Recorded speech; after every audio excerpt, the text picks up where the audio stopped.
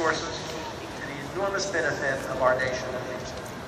In recognition of Mr. Ballmer's extraordinary achievements in technology and business, for his inspired and inspirational public service, the University is today conferring upon him the honorary degree of Doctor of Science.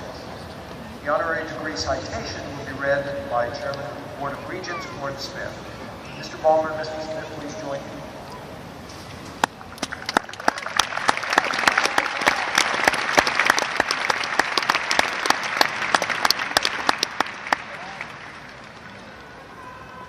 Stephen Anthony Ballmer, you are the founding father of the information age, one of its foremost architects, and for over 3 decades, an unparalleled force at the heart of its rapid development. Your vision and drive have brought a new freedom of discovery in virtually every field of human endeavor and transformed the world in which we live. Your success began in school and opened vistas that would lead your life's purpose. You were a valedictorian in your high school class and graduated magna cum laude from Harvard University with degrees in applied mathematics and economics. It was learning that propelled you forward and the university setting that led you to opportunity. Stephen, you were also a risk.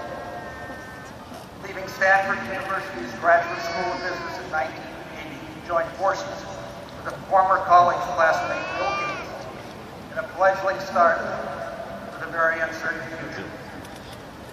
You had the courage to follow an uncertain path into an unknown future and boundless energy to make such a bold venture succeed. Your leadership was fundamental to the maturation of a company whose products, imagination, and enterprise have radically accelerated the pace of scientific research and illuminated the vast expanse of human capacity, creativity, and possibility. You guided Microsoft's exponential growth with an inimitable style and a genuine enthusiasm that ever inspired you. The ecosystem of hardware and software you envisioned brought success not only to Microsoft, but thousands of other companies as well. In 2000, you became the company's chief executive officer, the position you held for 14 years. Under your leadership, annual revenue more than tripled, and profits soared. Yet, you have always been and remained a man of the people, compassionate, without pretension, and extraordinarily giving. Your civic and philanthropic contributions are as great as your business and technological achievements, and your support of medical research, healthcare, education, the arts, and countless charitable organizations has uplifted the lives and hopes of people around the world. For the extraordinary success of the company developed, for crafting tools that have made it possible to vastly extend the frontiers of knowledge, and for all you have given towards the betterment of society, the University of Washington is proud to confer upon you the degree of Doctor of Science, honoris causa. Congratulations.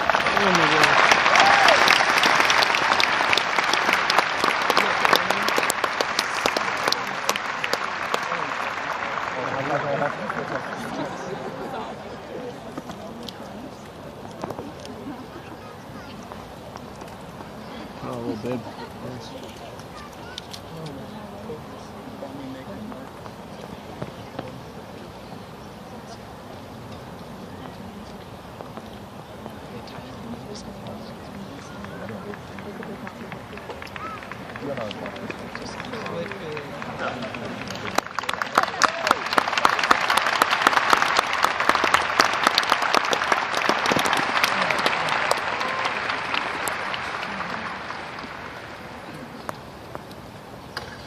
Well, thanks!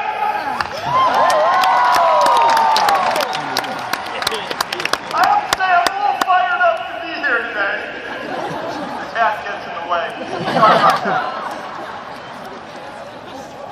You never told me in my wildest dreams that I'd be in the end zone at Husky Stadium, lower ball, 40,000 people. I would have told you no way.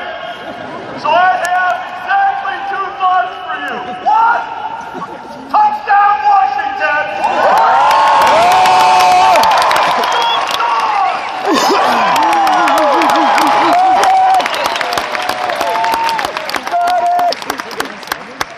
I want to congratulate everybody who's graduating today. It's been a little low-key in here for my taste. I want to ask all the graduates, everyone is going to get up and give yourself a round of applause.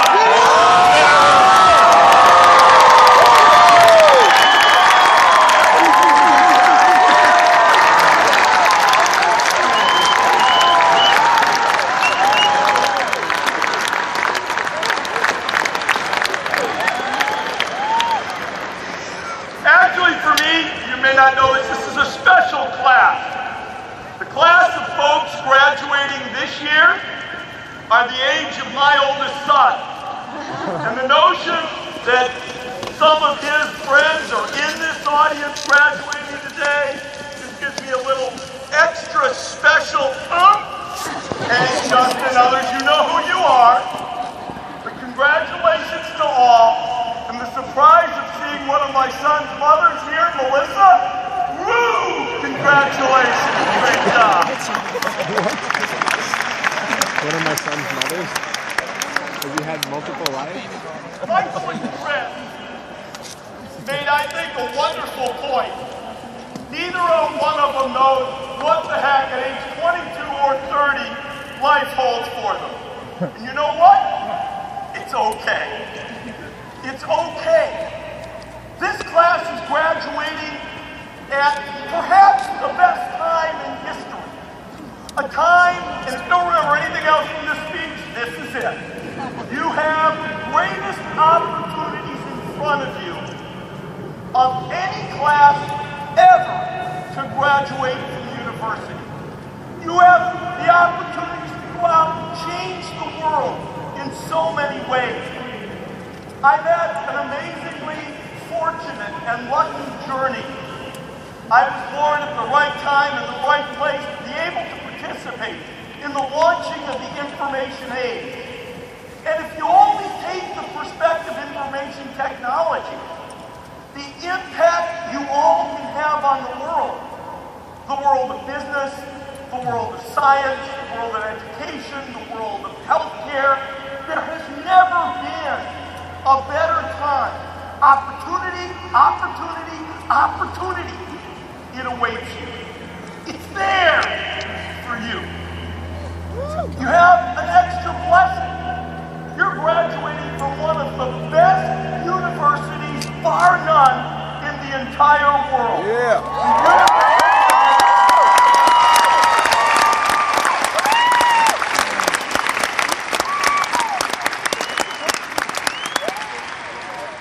This university is unbelievable. Mike and I were actually talking up on stage and some of the various departments, but I certainly know the medical school here and Dean Ramsey. I've gotten some exposures to the School of Social Work under Dean O'Hara. Certainly the computer science department.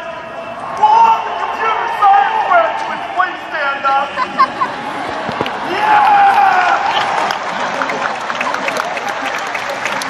But there are countless of wonderful departments here at the University of Washington. And to graduate from here means you have opportunity sitting in front of you for the taking. I want to give you 3 principles to think about as you look at the opportunities that you have to make a difference. And it can be a difference in 1 or 2 people's lives, 100 people's lives, a difference in the world, a difference in arts or letters or science or business. I'll give you 3 things to think about. First, there's a Latin expression which I think is great. I love it. It's in a now very old movie called The Dead Poets Society. But the line of the movie was Carpe Diem, seize the the day. Seize the day, baby. The opportunities are there, but you got to reach out and pick them up. You've got to grab at it. Some of you may have already done that at the U, in your classes, in other students that you met, in your extracurricular activities, but grab them. Don't be afraid to make a mistake, because you know what you can do if you grab the wrong one? Drop it and pick up another one. It's okay. Seize the day.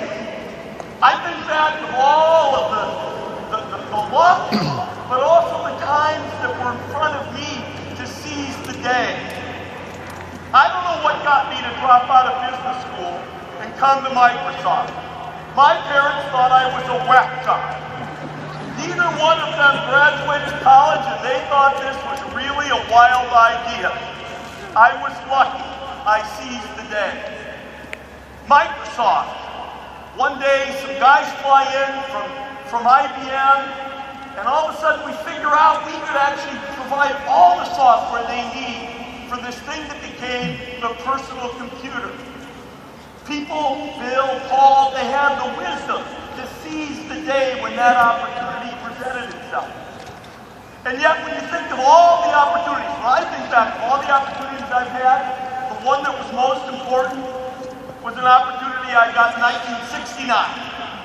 Sitting in my junior high school class, I was in a public junior high, not very stimulated at the time, and over the loudspeaker, they said that a private high school in our area that I'd never heard of was giving scholarship tests that weekend. I told my mother I wanted to take, and she said, that's fine as long as you get a scholarship, because we can't afford to send you there. But that's really where I got switched on. Switched on in math, switched on personally, energized in a way that never could be turned back. And I'm very thankful for that opportunity. Yes, there's a lot of luck in opportunity, but there's a lot of seizing the day. And I encourage you all to reach out and carpe diem, really seize the opportunities that are in front of you. Number 2 on opportunity, have a point of view. Sometimes it will be your point of view that creates opportunity, and sometimes you will pick up an opportunity and it'll give you a chance to build a point of view. If you're Art Levinson, if you're Paul Allen and Bill Gates, you may have a point of view on what will happen in the world of genetics and what can be invented. Or the fact that software would be the most powerful force on the planet and what it can do to change the world. Points of view do matter. If you're like me, you might not have a point of view before you get started. But I have the privilege then to learn, and all of you will from somebody.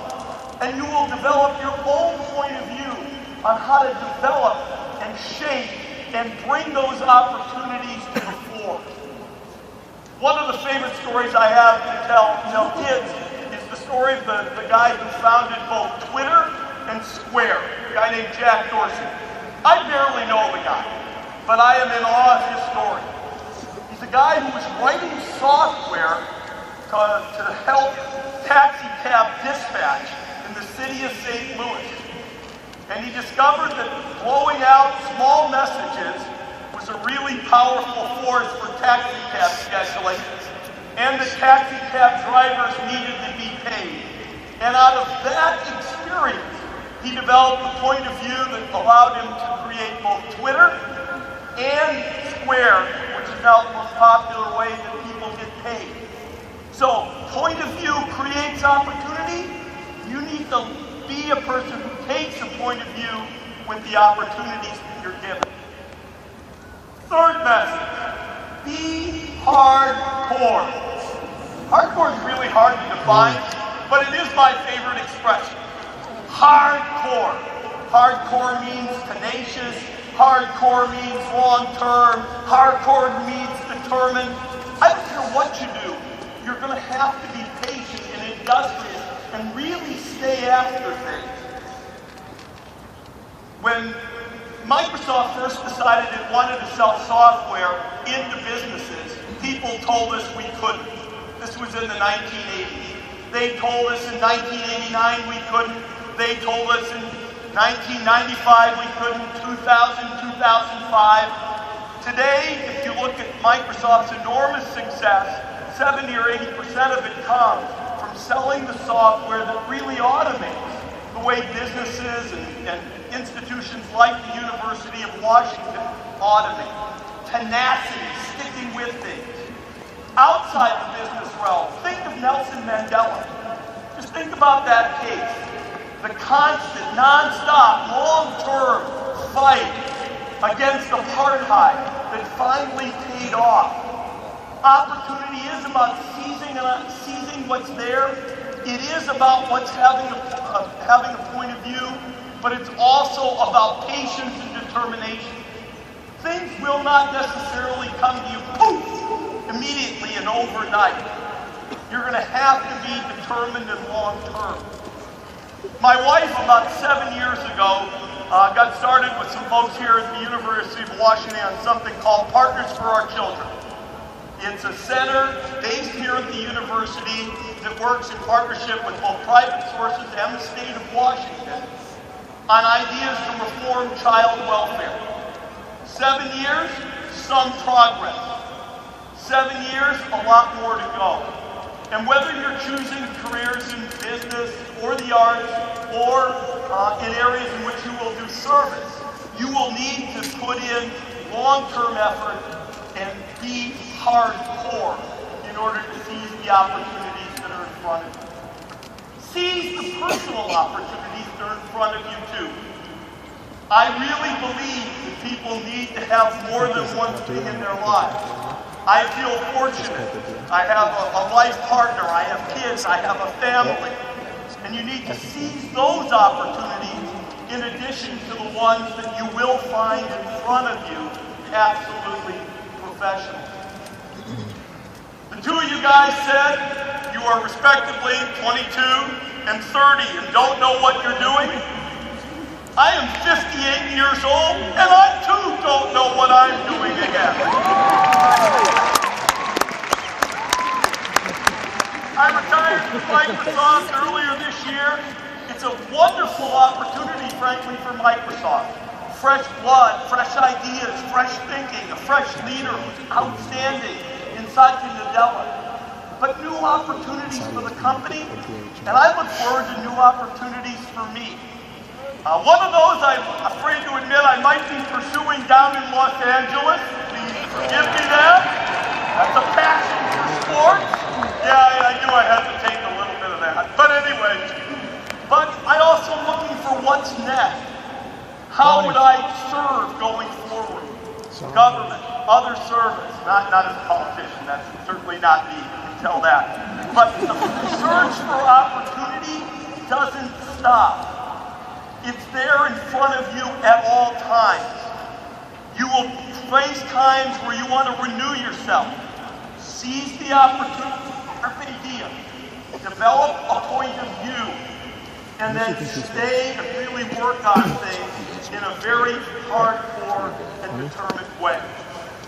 You're all in an amazing spot at an amazing time and able to make an amazing difference. I have a lot of faith, particularly as a citizen of Seattle who loves living in the Northwest, is committed to being here for the rest of my life. The fate of Seattle, the fate of Washington, the fate of the world is in the hands of the class of 2014 at the University of Washington. Please do a good job with it. We need you. Thank you all.